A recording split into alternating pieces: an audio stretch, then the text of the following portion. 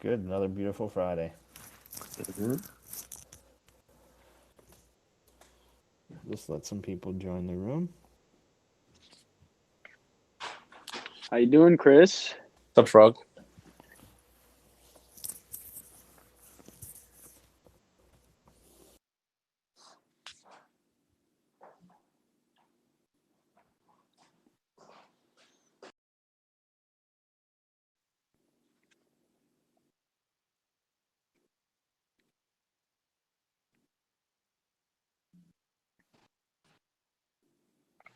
Johnny boy? Yo, how's it going? What's up? Wait, did you just call him Tiny Boy, and did he just respond to that? No, I called him Johnny boy, actually. Oh, Tiny Boy. Johnny Boy. Okay. Yeah, I actually went by Johnny up until getting a real job. Fun fact. So then maybe you should go back to Johnny, because working in a DAO is not a real job. I guess I'm Jonto now. I just need to rebrand all my social and everything. That's true. Frog, I'm so disappointed. We still don't have a badger, frog. I made a badger frog. Frog, I made you a badger frog. There's no excuse now. Yeah, I know. I've been thinking about it. I want to time it. Actually, I have one from Donald. I mentioned to Chris I actually commissioned one, but that won't be coming anytime soon. But the one Donald made, I want to drop it at a good moment. It's all right. Just toss my badger frog in the trash. I don't mind. Alrighty, what do you think, Will? Should we get rocking and rolling here? Yeah, sure. We can kick off. Hope people join. Coming in fast. Cool. Yeah, let's kick it off. Lots to, I think, great updates coming this week. So exciting. So again, to everybody new, welcome, and everybody who's joined us a couple weeks now, welcome back. This is a place for all folks interested in DeFi Badger to come listen, learn, and join the conversation with some of the leaders in the space who also happen to run Badger. So, for everybody who's new here, how we're going to run this is, we kind of kick it off with a short intro update from Chris, Frog, and John on what's happening in the Badger space. And then we don't want to waste too much time and open it up to the floor AMA style for everybody to kind of join the conversation, ask questions, share thoughts, and have open dialogue.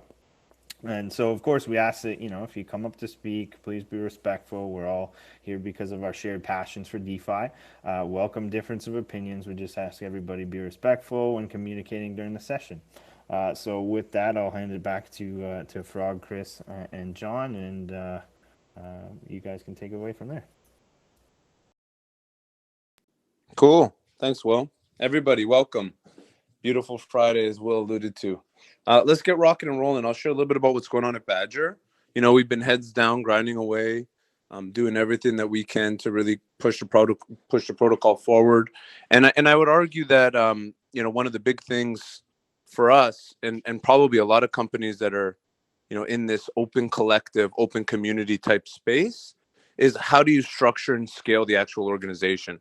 So we've spent a lot of time trying to figure out, or we're continuing to spend a lot of time, figuring out a model and models that work, that allow us to be effective and efficient as we work, but also onboard new people, bring on more senior individuals, and do different types of things that attract different levels of talent, because it is a little funky, right? When you think about, a DAO and an organization, it's pretty much a headless organization, and everyone comes in and just gets to work head down, trying to do the best that they can to push their specific area of focus forward. So that's really different from how people are used to working, right? And you're also, most of the compensation is all in cryptocurrency, but for our grants program, some of our shorter term engagements, it's all in Badger, which is obviously a very volatile asset. So it takes a little bit of getting used to for people that aren't as familiar with the space, and just in general, these DAOs and decentralized finance focused companies, they are relatively new, right? Like, it's maybe the last 9 or 10 months that projects like Badger really accelerated. So we've been spending a lot of time focused on that and trying to build the right structures. And then, of course, continuing to push forward our security practices. And, we're working through an additional audit on the entire system and getting into more of this cadence on how we work with external auditors and how we secure, external auditors on a monthly basis, because it's relatively difficult. And then I would argue the final piece to that is, all the new products that we're working on. We've been very open with the community around all the different products, from clause to, what's now IBBTC, or interest-bearing Bitcoin, to Zaps, to the Bitcoin Bridge, to BTCX, all these awesome things that we're working on. They're continuing to be progressed across the organization with our partners, and really making some great progress. So we can give some more detailed updates there. But for the most part, it's heads down building, right? And that's what's the most fun, I would say. But nonetheless, that's what most of the Badger crew spending their time doing. I'm not sure, Frog, John, if there's anything you'd like to add there. Yeah, I think that sums it up. It's a lot of coordination and organization. We have a number of things that are in active development that should be out over the next couple weeks. I think I alluded to a roadmap last week, and we're still working on kind of getting that to a public-facing state. First, we have to get it to a point that the internal team will actually update and maintain it. So just organizing that. And I think that will hopefully make things a bit clearer to everybody on, okay, what do we have coming up in the next, couple weeks, couple months. And, that's all the things from different products, launching initiatives, things like that. So, that's been a busy week, and I think we're getting a good solid foundation for hopefully having a more of a flurry of launching things and knocking stuff off that roadmap pretty soon. Awesome. Sweet. Rob? Yeah, I think you guys both covered most of the updates. I guess update on my side. Over the course of the past week and a half, Jay Audify, our grants curator, kicked off our nomination and election process for the Council of Badgers, and actually that closed last night. And I have the results. I'll say them over verbally, but expect a Medium article to be released sometime today, giving a little bit more detail about this council and about and reiterating about the program itself. So it looks like Gabe came in with 187,000 votes, Tritium with 186,000, Black Bear with 150,000, and ETH Key with 143,000.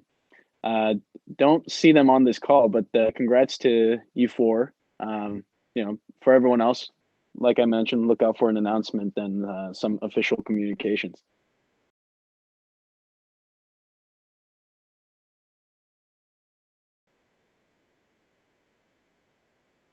That's the key update on my side. I don't know how much detail or if we wanted to go into any detail about the Citadel. Yeah, well, we'll share some of that stuff, over the coming days. It's a new program that we're launching. We think it's pretty awesome and innovative.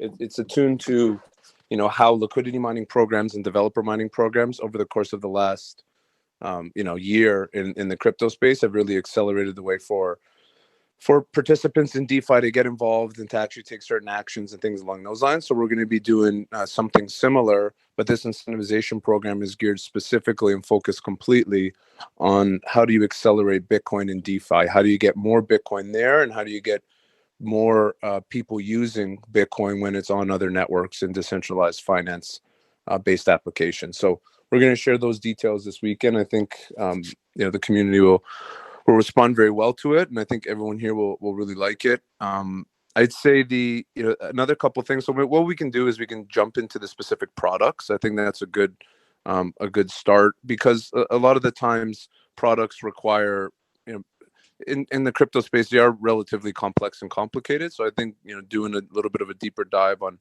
how we envision certain products, I think focusing on clause and the Bitcoin Bridge are probably a good first place to start. I think the only other thing that I didn't give an update on, or the team didn't give an update on, was the strategic partner diversification. So there was a BIP that passed last Saturday that allocated 840,000 Badger tokens to be diversified across different strategic partners that can focus on helping Badger grow. It'd be a way to diversify the treasury, so we have substantially more USDC in the treasury versus such a heavy weight on Badger and Dig, and that will give that level of sustainability and a level of coverage during any potential bear markets, and also for building out an insurance backstop fund for the community as well. So that's been progressing very, very well, and we have some great partners to share that are going to be on board. We're going to be sharing those next week, and they're going to be very I think in general everyone's going to know who they are, which is great. But I'm just really stoked because it further solidifies the trust in Badger being that place for Bitcoin and DeFi where everyone starts and where the deepest level of liquidity is, and having trust from partners like these. I think just in general will give more confidence to different users that want to be able to use our platform and feel confident in using it. And also some of the big organizations, institutional grade organizations, that they're looking at Badger, and it is a 3-month-old protocol, right? So as much confidence as you can instill, the better. So that's moving along really well. But I think maybe jumping into the Bitcoin bridge, maybe Frog, if you want to take that since you've been leading that project. Sure. Yeah. So basically with the Bitcoin bridge, we've, I think I mentioned similar update last week, but we've gone through further testing, further making the code more robust. We've since then made more progress in terms of making the front specifically when we're looking to release, but it is in the near term future. Chris alluded to this program, the Badger Citadel. Without giving too much detail and giving anybody any spoilers, we're looking to have some of our products like Clause and Bridge fit under this kind of program. So look out for details in the coming days, hopefully over this weekend, about how we're putting up all these pieces together. But for those that aren't aware with the Bitcoin bridge, I can go over a short summary of how it works. Basically, it's a Ren VM integration, a product that the Ren project created, basically that allows users to deposit native Bitcoin into Ren VM, which is a network of dark nodes.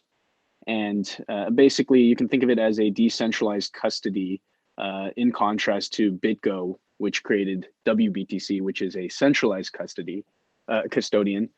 And basically, after depositing native Bitcoin into Ren VM, you're able to, with our bridge, mint either Ren Bitcoin or mint Ren Bitcoin and automatically swap to wrapped Bitcoin through Curve Finance, so that we can bring additional Bitcoin onto Ethereum, and through the bridge also bring additional liquidity to our set vaults.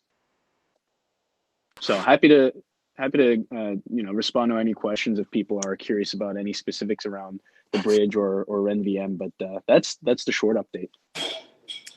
But I just add there, Frog, like how important that is, right? Like now Badger's going to have a bridge, a decentralized bridge that allows anyone with native Bitcoin to start participating in DeFi.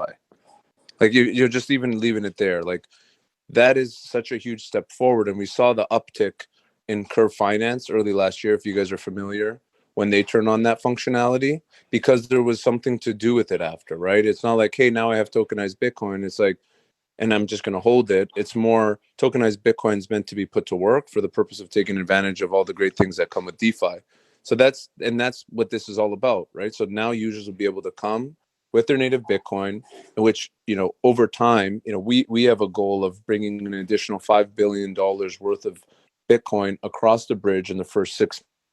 We're going to incentivize that activity. And it's going to be a new type of incentivization or a form of liquidity mining for the most part, where people are rewarded for taking those types of actions, and in turn also driving revenue for the DAO, right? Because the bridge has fees. But what happens is bring your Bitcoin, and then you can automatically convert it to tokenized Bitcoin, WBTC or RemBTC, and then start putting it to work and earning 30% interest. And then all of a sudden it's like, okay, fantastic. Now I'm depositing and earning on my native Bitcoin that I had native Bitcoin just a few minutes ago, to now I'm earning interest on it and I can borrow against it as well. So that's something that is just really going to help progress how people see value and what they can do with, their financial positions. If you're sitting in Bitcoin and you're part of that financial system, you no longer need to rely on all the other, traditional financial measures for earning interest, getting a loan, or just participating on that side. So Frog, you did it explaining it, but at the core of it, like, it's such a monumental move forward because it speaks specifically to our overarching mission, right? And that's just bring as much Bitcoin to other chains as humanly possible. Yeah, for sure. That's very well articulated.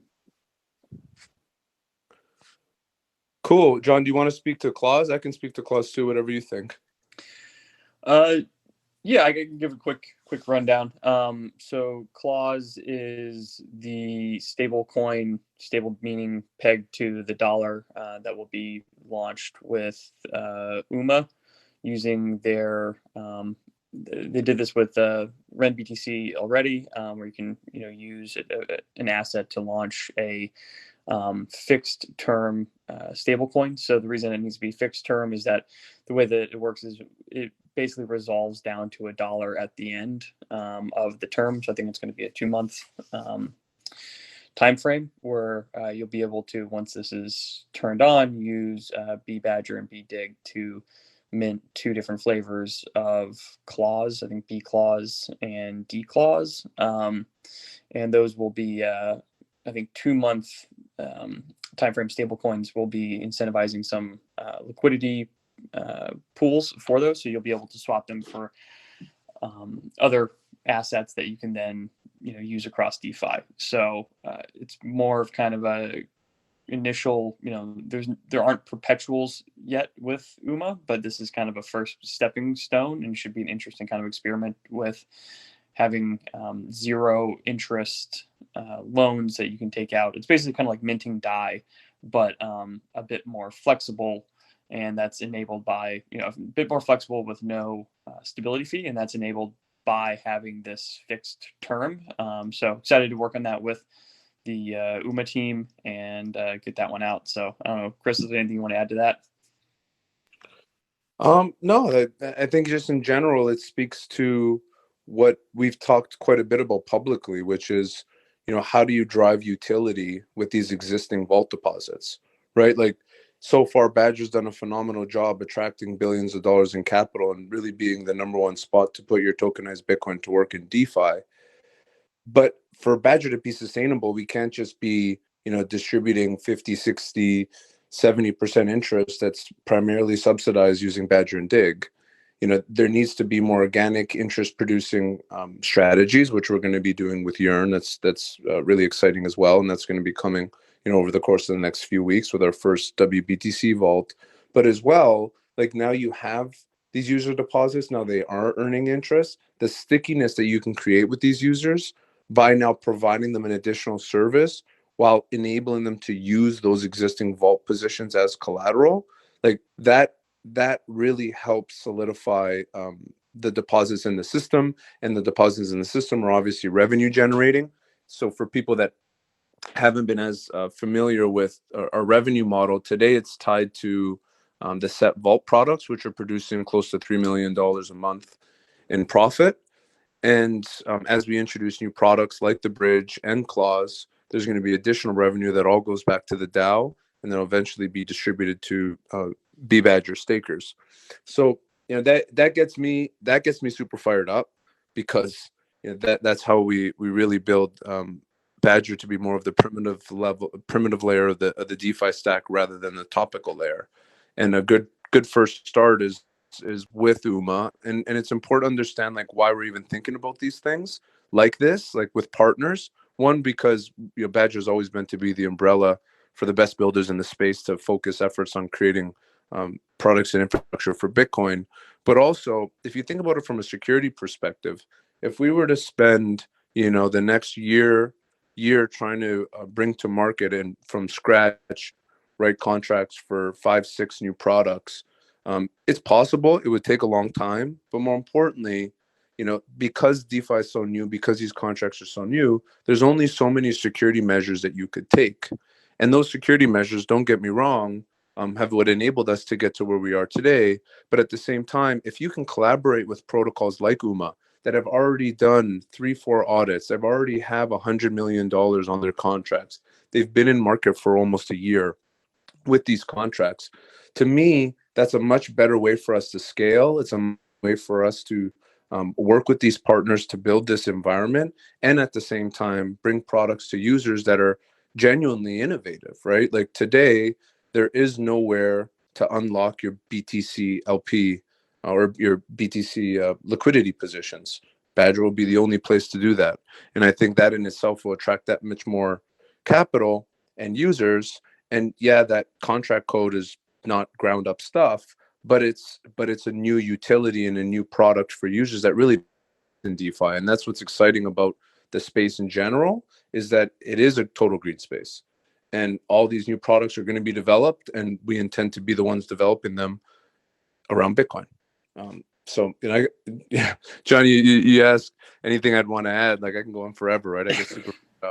Yeah, it was a silly question. Yeah, that was you know me better than that. No, but I think that's, in terms of the bridge and clause, those are the first two products that we're going to be releasing. Subsequently, we're working on so many other things. I think everyone knows, but we're working on our dig stability vaults, which are really exciting. Working on the Yearn integration. We're working on interest-bearing Bitcoin with the DeFi Dollar crew. That's coming probably right after Clause. And then, of course, the BTCX, which is the L2 AMM with Starkware dedicated to tokenized Bitcoin. That's a much longer roadmap, 3 to 6 months compared to some of these other products. And then knocking everything else off the list that, I know the community has asked quite a bit. And I see Mitch in the front row there, probably has less hair with all the times he's had to answer the same questions, but like getting farm and sushi rewards out the door. We completed the Gitcoin round 8 airdrop just this week. And then, of course, changing up the reward structure based on BIPs that were passed last month. So delivering B Badger and BDIG, and then as the rewards, and then as well taking out the geyser, the staking mechanic, so that all vault positions are composable and you can move them anywhere, but you can still keep your multiplier and change just how the multiplier works. So yeah, I guess one or two things is set out there. So yeah, I'm, as someone who's been focused a lot on the rewards structure and how we're kind of managing incentivizing different things, I'm very excited for removing the geysers, which for those that are aware, it basically just means that staking will go away, and vaults will, you just kind of deposit into the vault, you get your B asset, and it earns yield. And then if we're doing extra distribution of tokens on top of that for rewarding different things, that will be calculated off chain and distributed. So it's not going to be you stake to this geyser. And what that does is just allows those B assets to then just become so much more usable in different things. That's where you'll take your B curve NBTC and go mint the IB BTC that we're working on with DeFi Dollar. So that, if you were to do that right now, you would be missing out on rewards because you would be unstaking it. So that just makes the design space for incentivizing activities and for using these assets a lot wider. And what Chris said is that it allows us to bring more utility to the users without having an ideally benefit in financial return, without having to continue subsidizing high APYs on every vault. So very excited to have that done and execute on all the BIPs that we passed, like you mentioned, last month on those. And then I think we're starting to also look very internally how we can, once these assets are freed up, where else we can go. That's on other chains or different layers on Ethereum. So definitely something if you're in the community and interested in weighing in on where we could go, either deploy new vaults or to go leverage. That's definitely open to hearing about that. Cool. Will, what do you think? Should we start an open forum and just have anybody come up that wants to chat? Yeah. If you guys are all done with updates, let's roll on that. Cool. So feel free to put your hand up and come join and say hello. So we got Preston coming up. Hey, what's up, guys? Thanks What's for up? having me. Much appreciated. Well, I guess a quick question about, congrats on all the good stuff. I'm really excited to be, in the Badger position and what have you. So when you're thinking about B Badger, right, and how it earns interest of some kind, is that going to be rewarded in Badger? Will it be rewarded in a stable coin like Claws? How do you guys imagine that? well, as part of the shift for B Badger, we're going to make it very similar to that of B Dig, where it's 100% auto compounding Badger rewards. So it is going to be exclusively Badger rewards, at least in its current form. And those rewards today are coming from the liquidity mining event. But in the future, what we've talked about quite extensively, and it was a process of letting the revenue or getting the revenue to start really humming. But at this point, we're close to 35 to 40 million in annualized revenue. And then as we add on all these additional products, I wouldn't be surprised, if we get up to 75 to 100 million. And if we're there, the overarching thought was always, let's redistribute those funds back, percentage of those funds back to the users. So, the ability to hold B Badger would give you, and maybe there's a staking mechanic, something similar to like V Curve or something, I'm not sure, but nonetheless, giving them the ability to share in those profits and fees, just more similar to that of X Sushi today, and how you share in the protocol fees from the AMM.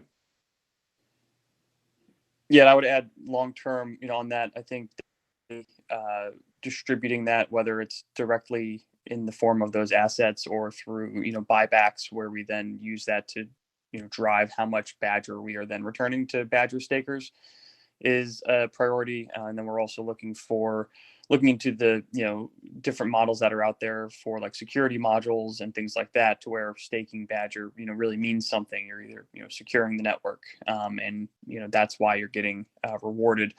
And then as far as the actual staking return, so what's going to change once the staking is gone and it operates just like BDig. Right now we have a balanced model for the emissions, and it was in one of the BIPs where this is how we're going to extend emissions for that extra 22 weeks, is relying a lot on dig emissions as well for the APY, and the Badger Vault is getting dig emissions and will continue to get dig emissions. But the thing is, once we get rid of the geysers, you won't need to stake. But then if you're going to be using your B Badger in other locations, we will have to kind of maintain tracking of kind of valid community supported locations for you to be using your B Badger, to then be tracking that for the distribution of all non-Badger based rewards, because the Badger based rewards will go directly into, just be reinvested 100% into the Badger Vault. But if you wanted to receive dig or any other assets we might be using as part of the general emissions at that time, it'll need to be using that B Badger in kind of community approved locations. And it's not totally dissimilar when I think about it to how Balancer does things, where you need to get assets whitelisted, and only pools that contain fully whitelisted assets are eligible for the BAL rewards that are distributed weekly. So the actual structure of that is not 100% set now, but will definitely be clear as we move forward. Okay, cool. Thank you. Yeah, I've been would it be okay for a follow up on your question? Of course. Sure. So I've been kind of collecting dig, staking vaults and so forth, and just trying to understand. I understand the repegging process. I get that, but like, what does success look like for dig? Is it trying to accumulate market cap and kind of grow in that kind of axis, because the supply is variable and kind of moves around, or what is dig's success model look like? What is it doing successfully, if that makes any sense? Yeah, my goal for it has always been, and we have a couple stability mechanics that are in the works that hopefully in the next weeks and months will get out in the wild.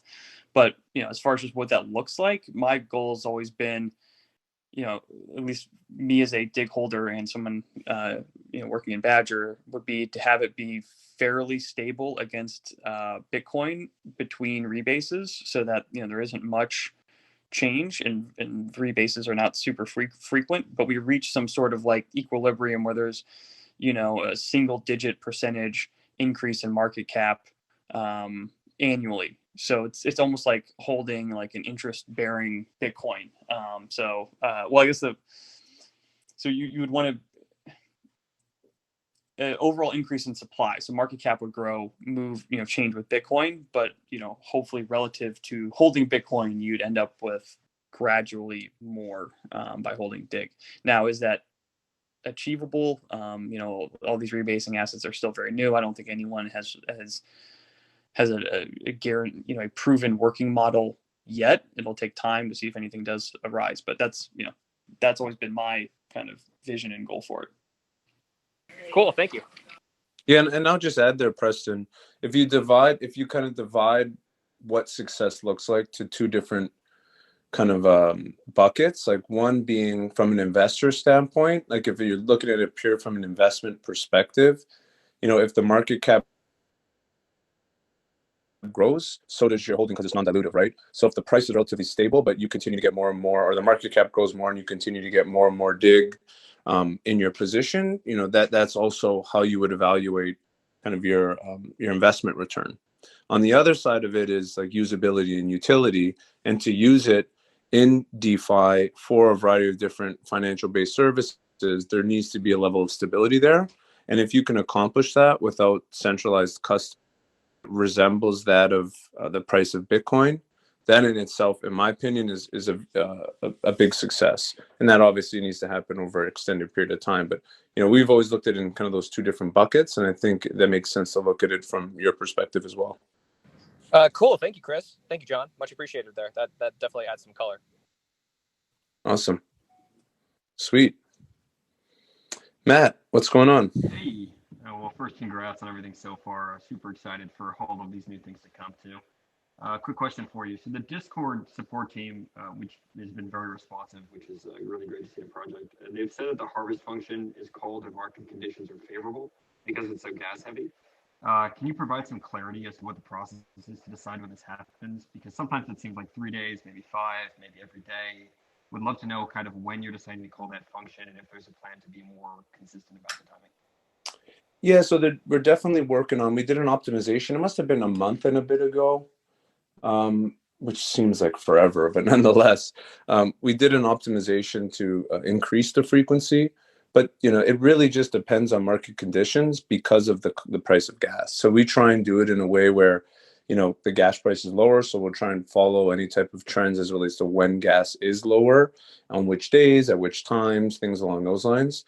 But it is a function that's triggered by our keeper system, and that enables us to do it in an automated fashion, but at least pick and choose when it makes sense to actually do that function. So it is still sporadic. The goal is to make it more frequent. At the same time, like the gas prices are just so ridiculous, it becomes such an expensive activity for the protocol. Got it. Thanks. Yeah, no problem. Blake, what's up? I feel like, Blake, you've been a long time Badger. I've seen your picture around with your beautiful family. I have, yeah. I'm a Badger OG, and I had the chance to talk to you a few times. So I'm glad to be here, guys. And by the way, Preston, good questions there. You brought some things up that I didn't even know I had questions about, so appreciate that. But yeah, I got an easy one for you guys. The multiplier. So I've heard about this multiplier since I think launch, but haven't ever been able to glean exactly what it is or how to figure what mine is specifically. Is there a way that users can find that out? It's difficult for a user to know exactly what their multiplier is, but to give you a range, it was set on a schedule where over the first 8 weeks, it would linearly progress up to a maximum of 3x. So we're in week almost 12 now. So at any given time, if you've been staked in a specific vault, so it's not across all your positions, like it's not tied to your wallet, it's more on a per vault basis. So really what happens is when you deposit, you get a B token back. You then have to stake that B token in what we call the geyser. And really the geyser is the only mechanic of the geyser is to manage this multiplier. And it uses a time-based mechanic to figure that out. But I'd say, if you've been around for that long and you haven't taken out of certain vaults and moved into other vaults, at that 3x multiplier level. And that just means you're going to be getting 3x the amount of rewards at the same dollar deposits compared to someone that would deposit today. Okay, got it. So I think what I heard you say there is then, regardless of when you started or when you took out or deposited, as long as you're in there for a total of 8 weeks, you will hit that max. Is that right? Correct. Okay, cool. Awesome. Awesome. Yeah, and the way that shakes out for the distribution is it's all relative to other users, right? So it's like if you have $1,000 in a vault that has a multiplier of 3, since you've been in there for 8 weeks, that means it just shows up when being compared to everyone else's, being compared to the total amount in all vaults as 3,000, right? But if someone else has been also in the vault for at least 8 weeks and has $1,000 in there, they also have 3,000. So if it was just the two of you in that vault, then you would have, you would split the rewards evenly, right? Because there's a fixed amount of rewards. Mm-hmm. But if it's someone who just put their assets in today, theirs would show up as 1,000, yours would show up as 3,000. And you would get basically 75% of the rewards. So you get, if the rewards were, 100, one badger or whatever, you get 0.75 badger, they'd get 0.25 badger. Got it. That would shake out. And to extend this to once we do get rid of the geysers, that makes it a lot easier for us to actually start implementing the badger boost, which was one of the BIPs from way back, which will replace the multiplier based on your relative stake compared to all other of badger relative to all other vaults, non-native vaults. And that we are planning on having a visualization of like a leaderboard where you'll be able to see your multiplier in there. So hopefully that'll clarify for people, and hopefully even gamify it a little bit to say like, okay, well, if I stake this much, then I can move up the leaderboard and have a better multiplier, going forward. All right, very cool. Thanks, guys. You kick ass. No problem, man. Thank you.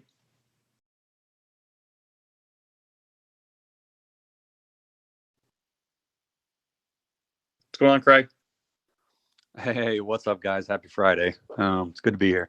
Had a quick question. I know in the past there's been collaborations with like Meme for NFTs, and I've been full steam, blockchain, cryptocurrency for the past year, and I totally thought DeFi was going to be the narrative that brought people in, but man, I've been seeing so much Clubhouse stuff. I've been in a lot of NFT talks, and all these new artists in the space are like, wow, we found this amazing technology, it's going to change the world.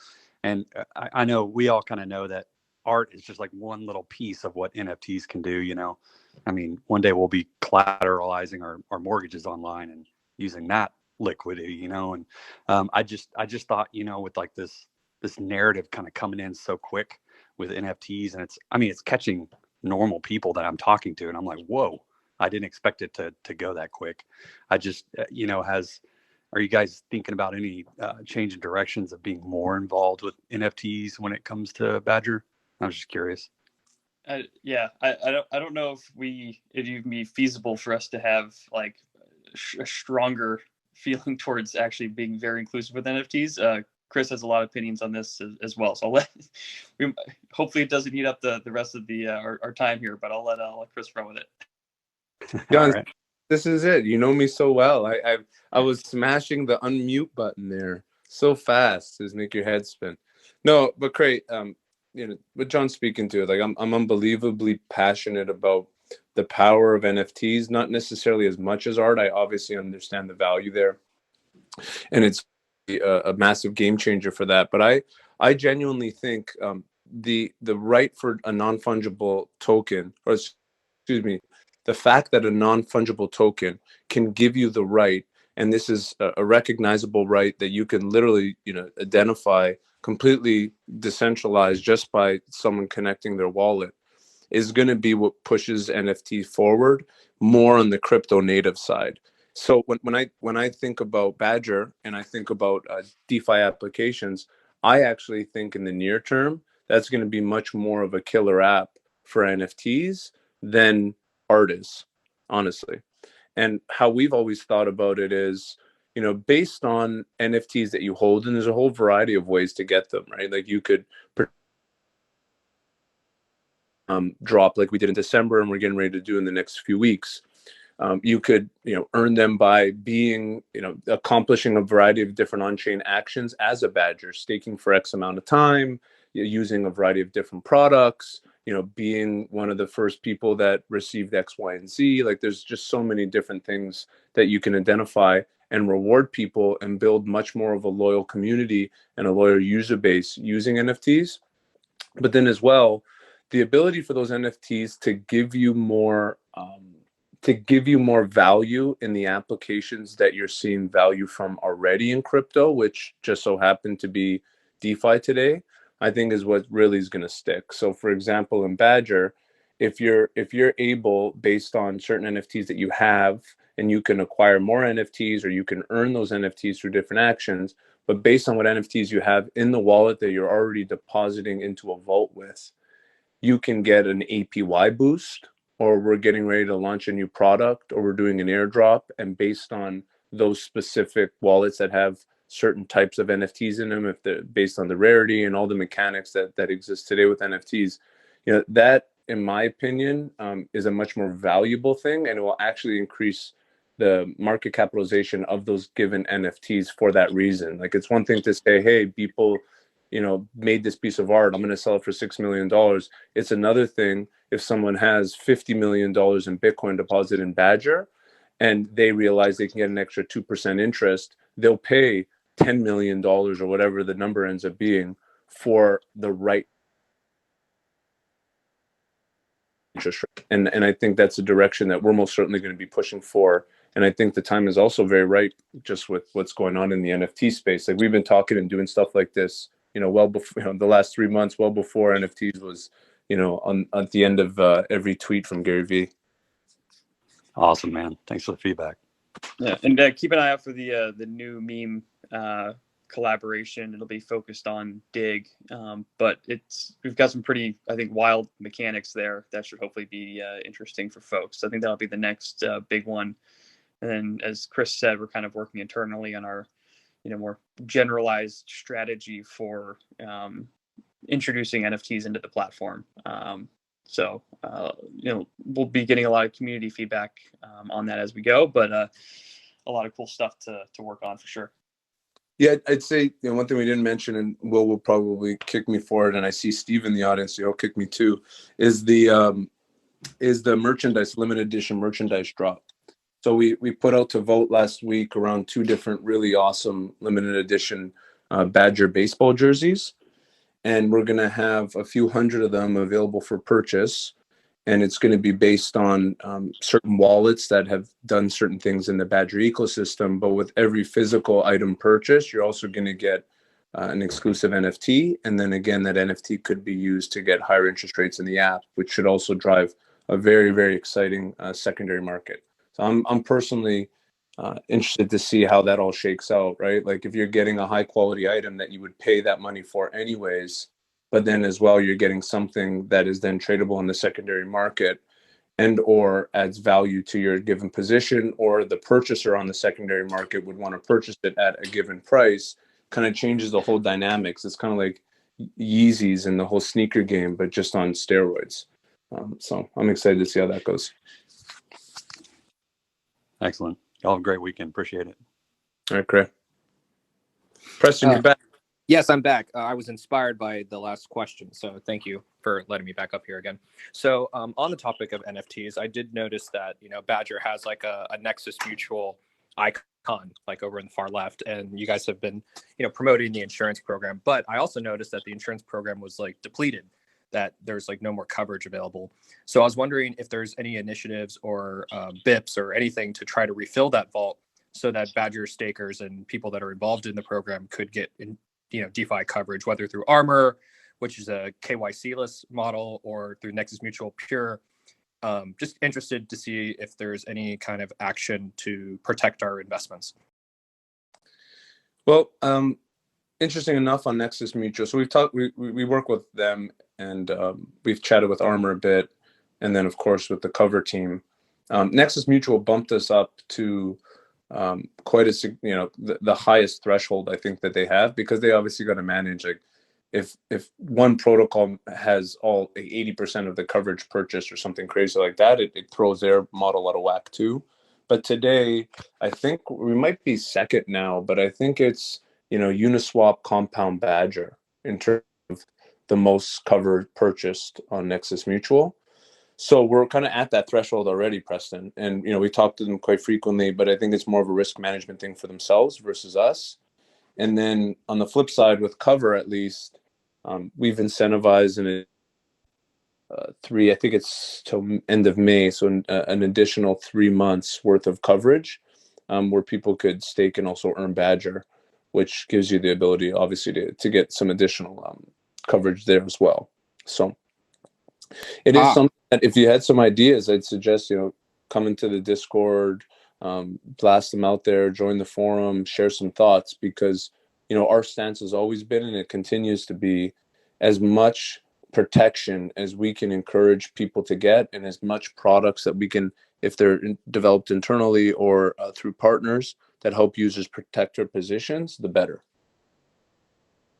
Yeah, I didn't understand or realize that they have some kind of a tap or a cap on like the level of coverage, but that totally makes sense. But I guess there are Badgers out there that are looking for coverage, and they got some of it while it was available. I guess it makes sense why there's a limit, but I just didn't realize that we had already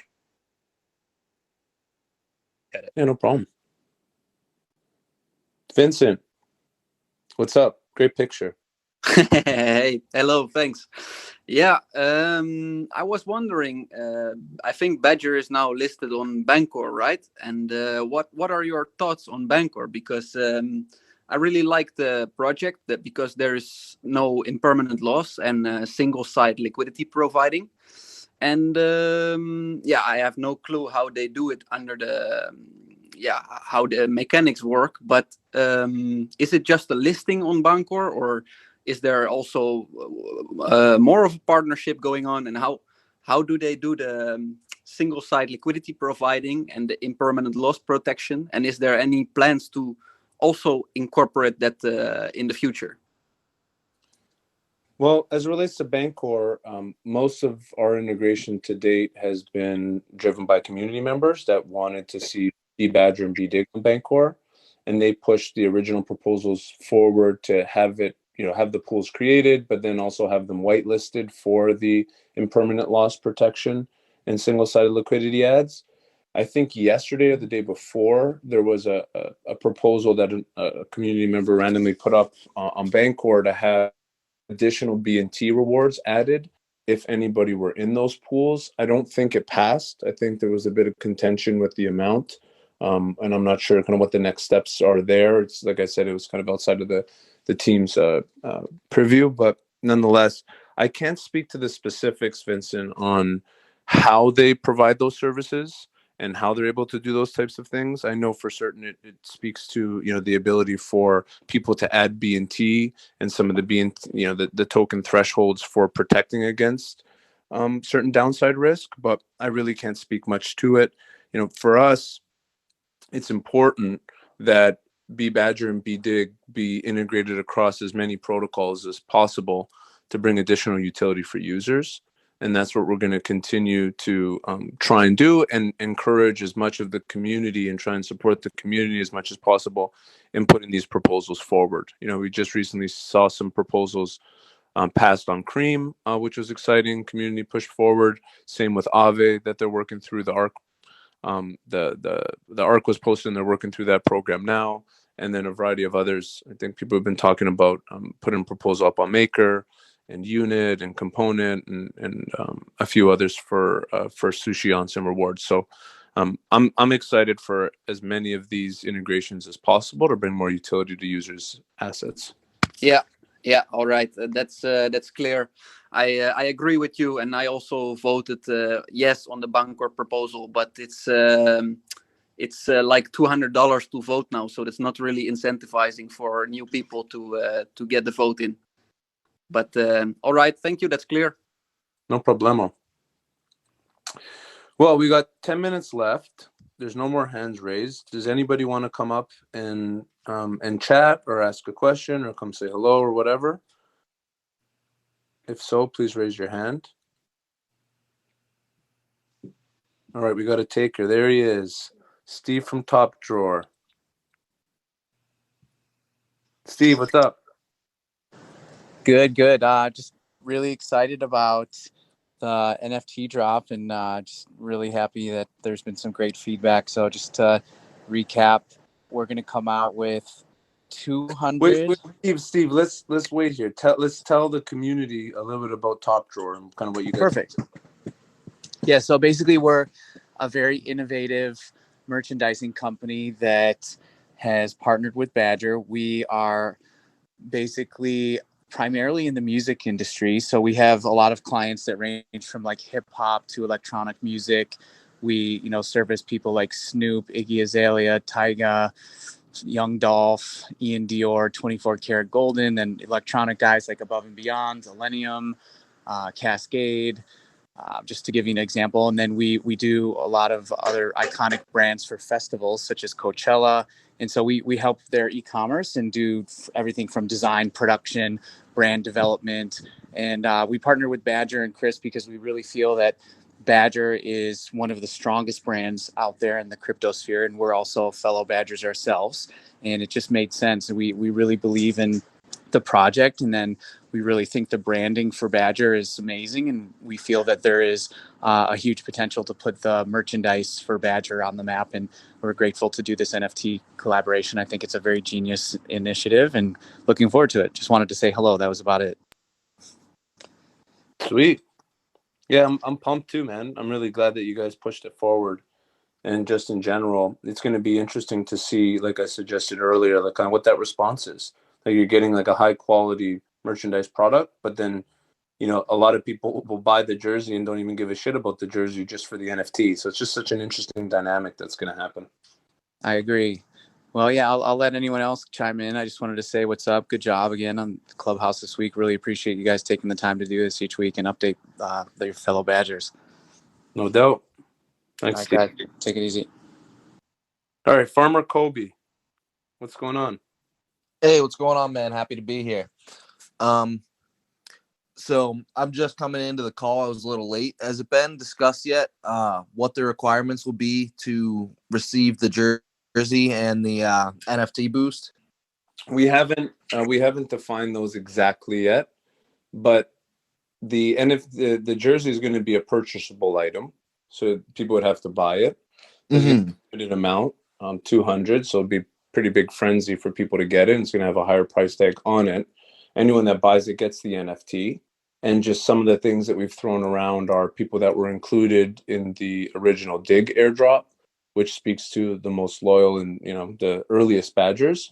And that's also based primarily, not necessarily just on the ones that have farmed a boatload or earned a bunch of rewards, but it's also fairly distributed across people that not only just earned but also staked. So that's a pretty good list. There's 8,700 people, 8,700 wallets, unique wallets on that list. And that's most likely a good benchmark. And then, of course, we'll bring to the community any other feedback, guidance, suggestions, or things that they think should warrant a person's ability to actually be able to buy, one of the jerseys. All right, sweet. Good to hear, because I missed that on the original airdrop, but I've been farming since about 20 days after launch. And then I had one more question. What was that? Oh, so recently the other day, I saw someone on Twitter, not so fast. He had issues with MetaMask, so I transferred all my Badger stakes into a cold storage MetaMask. How long does it take to get the full multiplier back on my reward? About 8 weeks. 8 weeks? Yeah, but we're going to be shifting the multiplier program. John mentioned this earlier. And the multiplier program is going to be based more on how much Badger you have staked relative to your peers in your position versus a time multiplier. And that should be rolling out relatively soon. So I don't know how much, the time-based stuff will affect you moving forward. All right, sweet. Good to hear, man. Appreciate you answering my questions. Yeah, man. Looking forward to everything you guys got coming out. Glad to have you in the community, man. All right, take it easy. Cheers. Mr. Kenneth. Gentlemen, appreciate all you guys are doing. Badger's awesome. Been in DeFi for quite a while and really happy to be a part of Badger. As we all know, gas prices are kind of soaring right now on ETH.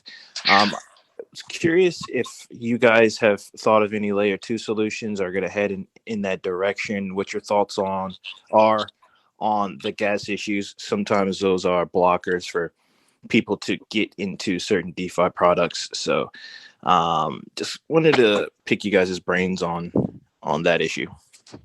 Yeah, it's definitely top of mind for sure. And, obviously there's nothing we can do about how much gas costs on main chain, but we can help where we can. So I think there's kind of two strategies. It's okay. One, what can we do to make what we currently have more gas efficient? So I think one of the immediate things that's happening very soon is all rewards will start to be denominated in BDIG and BBadger, and then we're also going to remove the geysers so that you don't even need to stake BDIG and BBadger. So actually, just you don't miss out on anything by not claiming. So you can just let those rewards kind of pile up, and then you can wait for the gas to be lower and claim at that point, and you're not missing out on staking. So that's one that would probably be like anywhere between, John, what do you think, like a 60 to 70% reduction in fees for active users?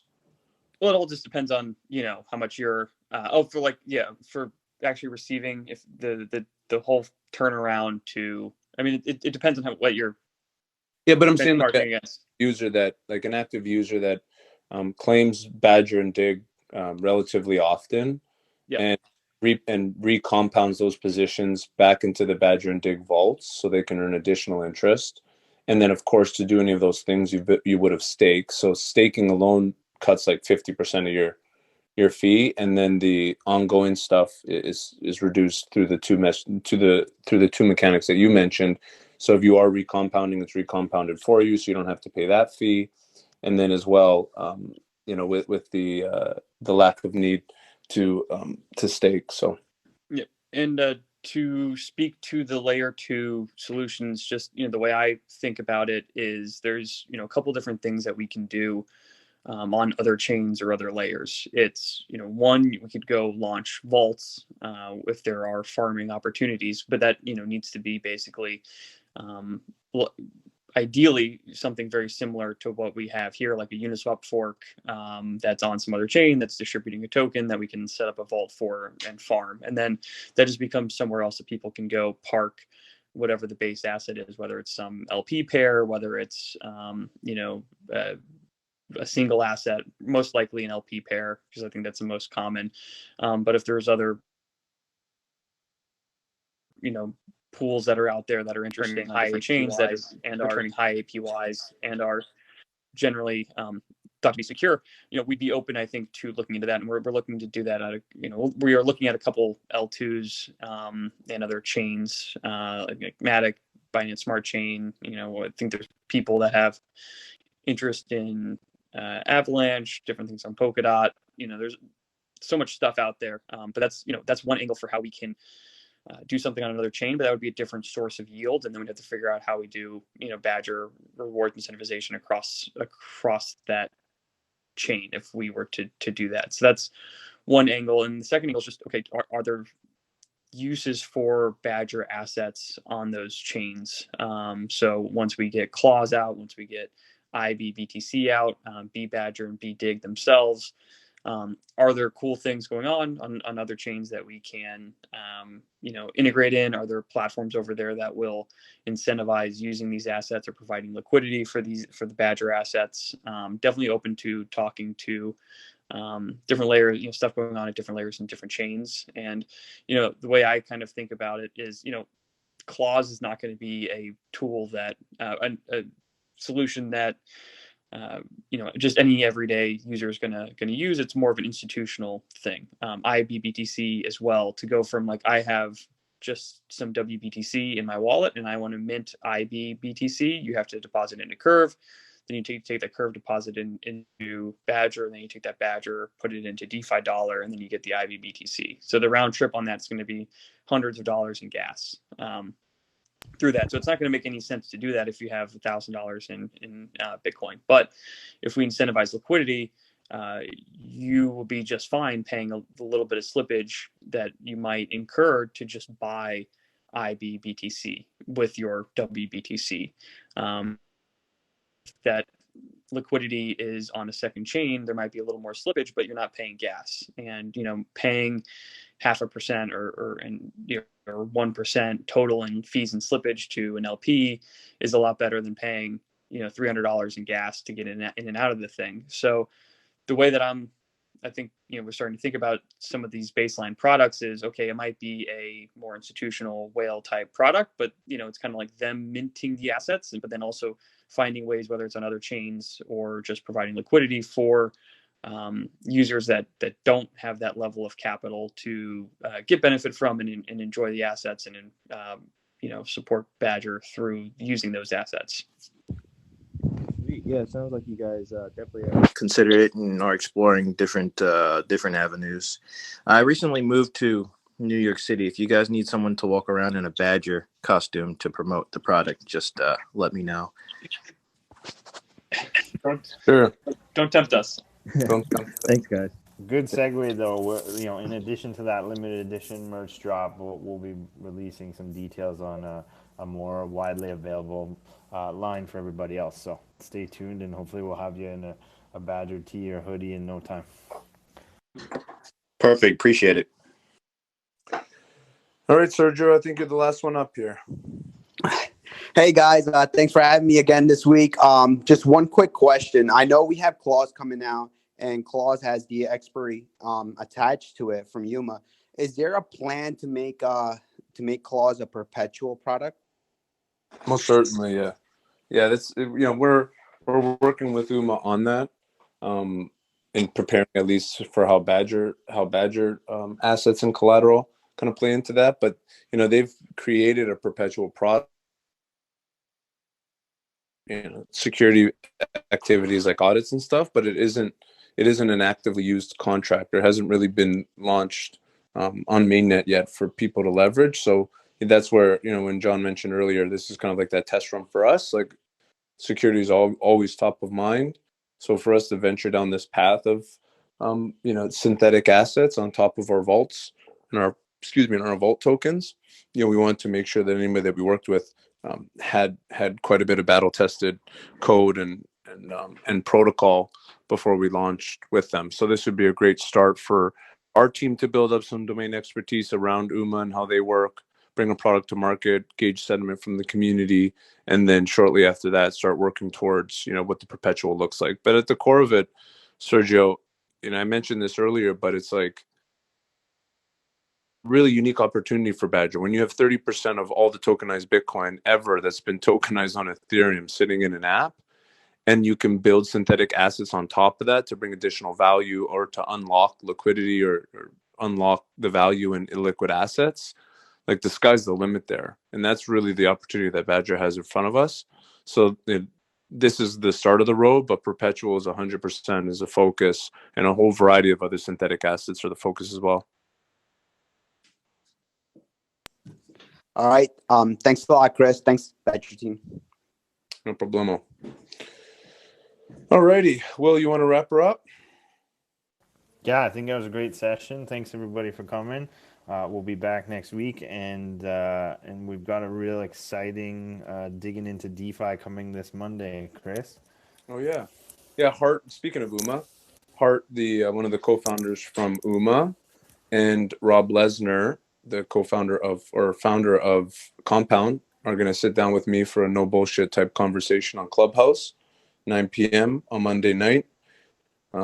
Similar to if you guys were there, we did, I did one with Andre from Yearn and Mackie from Sushi a few weeks ago, which the other community tended to suggest was great insight behind the scenes. And we're going to do the same one. And this is going to be a different vibe, right? Because Andre, Mackie, and Badger, kind of community-oriented, community-first type businesses where, Uma and Compound, although are community-oriented, are more traditional businesses in nature building DeFi products. So it's going to be great to get a perspective across the board.